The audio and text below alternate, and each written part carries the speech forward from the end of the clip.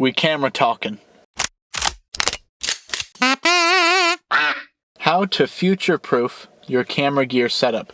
To a degree, this might be impossible, but there might be some things you could consider that will at least help to a degree. One thing that is kind of future-proof in a sense is your peripherals, accessories, things like that. So for example, a good tripod might not go out of style in terms of its usefulness. Like a solid, V-mount battery or solid camera gear rigging, like, a base plate, 15mm rods, V-mount, dummy plate thing, all that kind of stuff, focus gears, right? Basically all the things other than the camera and the lens might not really be something that is going to change or has to change with a good chunk of time passing. So like, top handles, Arca Swiss plates, good stuff, Arca Swiss plates. Anyway, I'm not sponsored by Arca Swiss plates, even though that's a type of plate that I don't know if there's actually a company called Arca Swiss. I could be wrong. But anyway, stay on topic.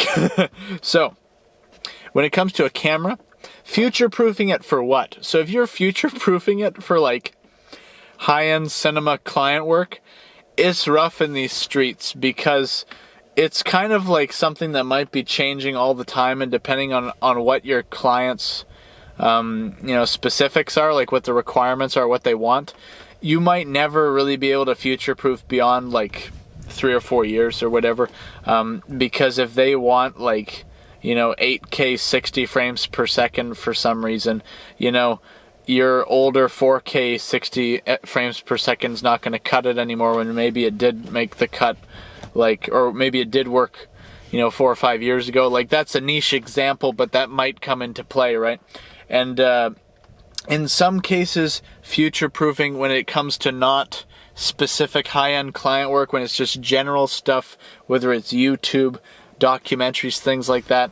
Just a camera that, so I don't even know what 4K DCI actually is, but just kind of think good, or like movies, or like Netflix quality.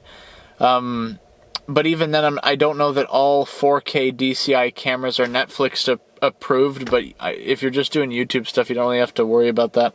And maybe regardless, maybe you don't want to worry about that or whatever. Unless that's, I don't know. Anyway, so it's like, if you got a camera that can just shoot a good quality 4K, I think one of the main things is, does your camera have like, this one guy in this one YouTube video was talking about how a minimum requirement for professional use is like, does it shoot 10-bit 422? That's like the minimum, the bare minimum requirement of a camera. And that, I think I actually shared that video in the Skool Community. He was a bit harsh in some of his comments about stuff, or at least one other person. But in terms of like the actual nuts and bolts of what he was saying about cameras and stuff, there was some informative bits in there. There was some informative parts. But anyway, he talked about, the 10-bit 422. So does the camera that you want to get or that you're shooting on do 10-bit color? Does it do 10-bit 422 specifically, not 420? Because as far as I understand, 420 is not as good as 10-bit 422. And in that video, he explains what that stuff means. I'm not quite educated enough on the topic to remember exactly or confidently say what that means. But when you hear 10-bit, think better than 8-bit. When you hear 422, think better than 420. And 10-bit 422, when you see all that together, just think good quality image or color in the image or whatever. Like, just kind of simplify it to think that is pretty good quality stuff, for a more professional use case, even if it is not top of the line, right? So you could consider that in terms of if you're trying to get a camera that is more future-proof. Also, like, does it have good autofocus? Again, this might be a more niche thing because depending on what you're doing, you might not even be using autofocus if you're going to be using like cinema lenses that don't utilize technology like that, which is probably most of the good cinema lenses are not yet utilizing autofocus and those kind of automatic electronic features. Okay, so keep that in mind. Also, a good way to generally kind of future-proof your camera is if it's mirrorless, because of lens adaptability. But again, this is not more of a future-proof thing. This is more of a past-proof thing, which is kind of weird maybe to hear that. But essentially, like, if you have a mirrorless camera that has a very short flange distance, as far as I remember and understand, flange distance is the distance from the sensor to where the actual lens mount is, right? So the distance between the lens and the sensor, as far as I understand, correct me if I'm wrong. And so the shorter the flange distance, the more adaptability options you have, or at least the more easily you can adapt lenses, because if the flange distance isn't quite where it needs to be, then I think you need like a corrective lens in the adapter. That's what I had to do, or that's what I chose to do for my Canon 5D Mark II when it came to adapting a old vintage FD zoom lens. There was not just the lens adapter from FD to EF, but it also had a corrective lens in there. You could I think you could buy one without the corrective lens, but there's that means other things. Like if you get the adapter for that doesn't have the corrective lens, I think possibly the image might look worse or not be as sharp or something. There's some sort of downside, I think, to not having the corrective lens. I could be wrong about some of this, but just, feel free to look into that. But anyway, so another thing when it comes to future-proofing your camera or buying a camera that is more future-proof, just think of the basic things, and does it do those things really well? And does it even do some things that are kind of like not even really utilized yet? Like, so for example, does your camera have like compatibility with gimbals via USB-C? Does it have compatibility with LiDAR systems? This might be a super niche thing because I don't know if many cameras do this. Only some Panasonic cameras, I think, have compatibility with LiDAR autofocus systems, like where you could just plug the LiDAR module right into the camera. That, I think, is a very niche thing. So if it has that, that might be some level of future proofing. There's not necessarily a guarantee with this kind of stuff though, so don't get too caught up on it. But just think like, hey, is the autofocus good enough? Is the can it shoot in a like good color? Does it have like does it have a log profile or a series of log profiles that you could shoot in? When you hear log profile, just think like a color profile or whatever the proper way is of saying that, where it makes the image look more flat, like more grayish. And so then it's like helps you to, as far as I understand, preserve more detail on the highlights and in the shadows. So then when you color grade it later, you get like the most possible dynamic range out of the image. I'm pretty sure that's why log profiles are used. Feel free to correct me if I'm wrong. Anyway, I'm just kind of going based off of what I think I know here about this. Does it shoot in log, right? Does it, like, if it's Canon, does it have C-Log? I think there's maybe like 3 versions of C-Log now. I could be wrong. If it's a Sony camera, does it shoot S-Log? Etc. for whatever kind of log is for that brand of camera. Does it do that? If it does that, probably it's good to have that as an option, even if you don't use it. Does it shoot in different frame rates? Does it only shoot 24 frames per second and 30 frames per second? Does it shoot 60 frames per second? Does it shoot 120 frames per second, 240, 300? Does it have autofocus in all of the slow motion modes? Does the slow motion look good? If you want to look into somebody who tests autofocus and might talk about the quality of the autofocus itself, Casey from Camera Conspiracies on YouTube, seems to do a pretty decent amount of slow-mo tests, right? And so he's kind of the guy that I think I learned this concept from, about how like the slow motion can sometimes just look bad, maybe when comparing it to something else, just like the image quality. And in some cases this might be because when you film at a higher frame rate, the shutter speed has to be increased at least to a certain level. Like the minimum shutter speed, I think, has to be at least what the frame rate is. Even though for video, as far as I've heard, recommended shutter speed is twice your frame rate. So if you're going to do that, then it has to be, double your frame rate, which makes the shutter speed even higher. The higher your shutter speed, the darker the image is going to be, and if you change no other camera settings. So then as a result, you're either going to have to open the aperture more. If you can't open the aperture anymore, then you're going to have to raise your ISO. The more you raise your ISO, the noisier the image is going to get. Depending on like what your base ISOs are, if your camera has a dual base ISO and the second base ISO is really high, that might help with the whole process, because the base ISO, as far as I understand, is the ISO that your camera performs the best at in terms of its image quality when it's set to that ISO. This is all kind of getting into the details on things, but anyway, just does your camera shoot slow motion, and does it look good? If it does, that might be one thing that helps to future-proof the camera at least a little bit. But nothing, like, don't think that anything is necessarily future-proof forever, at least when it comes to certain kinds of things. Like, if you bought one of the older, like, cinema cameras, like the first generation of RED cameras, that stuff might not be very future-proofed by today's standards. It might still be just like good enough or fine to use, but are high-end clients going to like agree with that camera choice, or okay that, or say that's good enough? Depending on how much the client knows about cameras, they might not care. They might just think, oh, is it a RED camera? It's a RED camera. Okay, that's good. Or, whatever camera brand. Or is it a cinema camera? It's a cinema camera. Okay, good. That's good enough. Like, they might not know a whole lot about the specifics, so it's really more like maybe for you on a personal level, usability, because the older you go with some cameras, the more clunky and less easy to use it might become.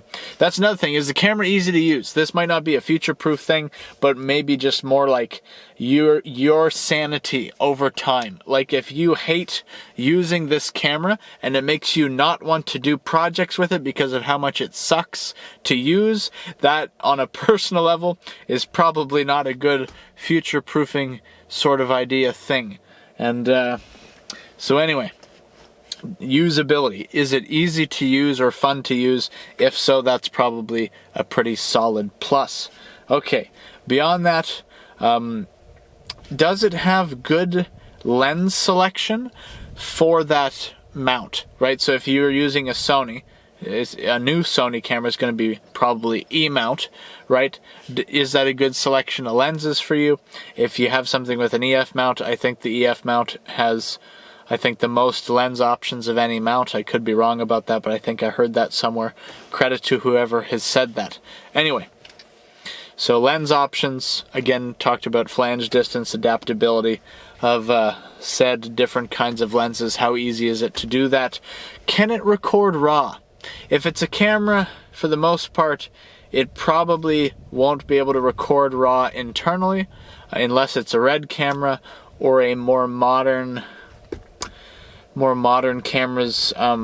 So like the Sigma FP, which is a super niche camera, I believe can record cinema DNG RAW internally. What's the whole thing with RAW? Does it matter? RAW, as far as I understand, it, correct me if I'm wrong here, but RAW essentially, I think maybe one way you could say is it preserves the most settings as possible. I think it's the highest data rate, depending on the level of compression of the RAW format, is going to be one of the higher data rate recording options that a camera can record at. So it's going to be probably really large file sizes if you're recording RAW, but you got, as far as I understand, you got the most flexibility with what you can do with the image. I think if you shoot in RAW, maybe it depends on the type of RAW, I think you could change the ISO after the fact. Probably just the most information in the image for doing your edits and stuff like that. Does that matter to you? Maybe it doesn't matter to you, but maybe it matters to the client. All these things, right? So maybe worth considering, does it shoot RAW internally? Most cameras, on average, probably won't, and there's kind of a whole side tangent about that. my Reader's Digest summary of that is essentially, I think Red at some point patented the ability to record RAW internally on a camera. I could be wrong on the details there. Feel free to look into that yourself. But essentially, it's a thing it's a bit more niche or not common to see that a camera can record RAW internally. Usually what will happen is a camera, at least I think usually what will happen is that a camera has an option to record RAW to an external monitor, right? Like a, Atomos, Shogun camera monitor that can record on the monitor as well. So you're like sending the video feed through some sort of cable, whether it's SDI, HDMI, whatever it uses, or whatever is used to do this process, and then you would record video on the monitor, and depending on the monitor, maybe it lets you have certain RAW recording options based on what either the monitor can do or what the camera can do. I say what the monitor can do because I don't know if all camera monitors that record can record RAW. I'm going to assume probably not 100% of them. I could be wrong. Anyway, so does it have RAW recording either internally or externally? Externally, I think, meaning to a camera monitor. This is a lot of words. Essentially, is RAW recording somehow available with this camera that you have or want to get? If so, consider that as maybe another thing that helps to future-proof it. All these future-proofing things might have like a limited time window. Maybe it future-proofs it by an extra 5 years, but maybe it doesn't future-proof it forever. Again, maybe it depends on what kind of work you're doing. Is it personal work, or is it work for clients, or big budget productions, stuff like that? Because there may be other technologies that emerge in the future that make it more difficult for a camera to be future proofable. That is probably not a word. Anyway, beyond that, does it record good internal audio? Does it have the ability to have XLR inputs? Like, so for example, on the GH5 that I'm filming on right now, there's a little module that you could put on top that allows you to have XLR inputs. There's a similar thing, I believe, for the S5 IIX, or I think maybe I don't know if it works on the regular S5 II. Maybe it probably does. I can't confirm that. But just think, is there like options for recording good audio? Like, does your camera have that ability? Whether it's just like, are the preamps in the camera, or however you say that properly, are the preamps good? Like when you plug a mic in, does it sound good in the camera? Or would you always have to record audio through an external recorder? That's something that's worth noting in terms of ease of use and how maybe future-proof your camera is. Maybe not necessarily a deal breaker, but even for your own personal enjoyment of using the camera, does it have these kind of things that make it easier to use? Because if you can just record internally, just less stuff involved in the post-production process, right? So, do these things help to answer the question, potentially, of what are things that could make your camera more future-proof? Was that even the original topic? It's been so long since I've looked at it now. But yeah, okay, how to future-proof your camera setup. So some things you can do that could help to future-proof it. Some things are just limited by the gear in its ability from the get-go. Like the camera, usually, other than firmware updates, once the camera comes out, not necessarily a whole lot that can future-proof it additionally.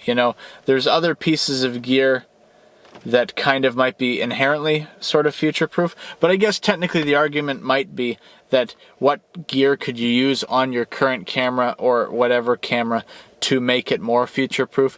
A lot of the things I already said might help with that, whether it's like if it's got bad audio, you can help future-proof your camera by having external audio recording device. You can, if say your camera,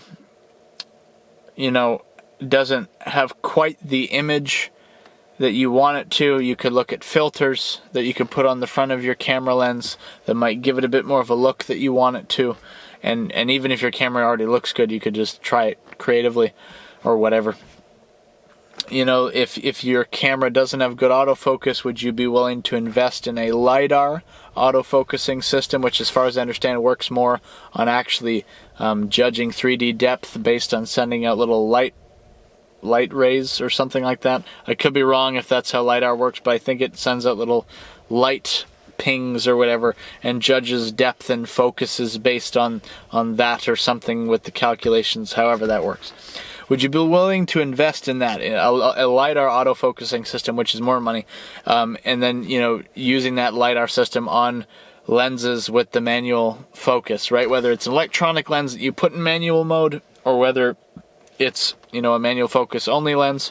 Also keep in mind that, does your lens, if it's electronic, have hard stops where the focus ring actually stops when it reaches the end of the focus range, or does it just keep spinning because it's, as far as I understand, focused by wire, which means that, as far as I understand, that the focus ring is just electronically sending, like, focusing data to the camera to interpret, as opposed to manually turning the lens with the ring itself. As far as I understand, I think that's how it works. You know, does it, you know, have hard stops, or is it focused by wire? Because then if you put on a LiDAR autofocus system, it might either not work properly, or you might have to set it carefully in order to have it work properly, or maybe there's another add-on that maybe you could get for the lens to help it work properly. This is the part that's a bit more specific, but anyway. So, you know, would you be willing to go that route if your camera doesn't have good autofocus and you need something that does? If you do that, maybe it helps to future-proof it. I could go on maybe a bit more, but I've kind of exhausted some of the options here. Maybe if you're looking to kind of future-proof your setup, maybe some of these things might be worth looking into. But anyway, I will leave it there. Thanks for watching.